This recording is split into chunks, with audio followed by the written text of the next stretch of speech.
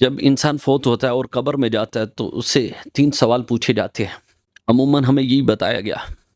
پہلا سوال من ربک، بتا تیرا رب کون ہے. تو آگے سے جواب ہوتا ہے ربی اللہ، میرا رب اللہ ہے.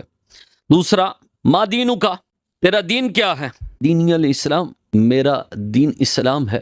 اور تیسرا سوال اس سے پوچھا جاتا ہے کہ بتا ما کنت تقول فی ھذا الرجل، اس ہستی کے بارے میں کیا کہتا تھا.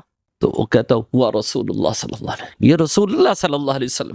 جب یہ 3 سوال ہو جاتے ہیں تو آگے اس حدیث کے اندر تھوڑی سی وضاحت کی گئی.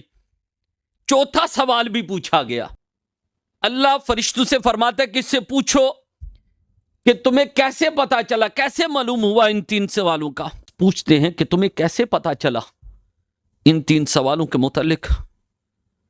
تو وہ کہتا ہے کہ میں نے قرآن سے پڑھا ہے. یثبت اللہ الذین آمنوا، اللہ انہیں ثابت قدم رکھتا ہے جو ایمان لاتے ہیں.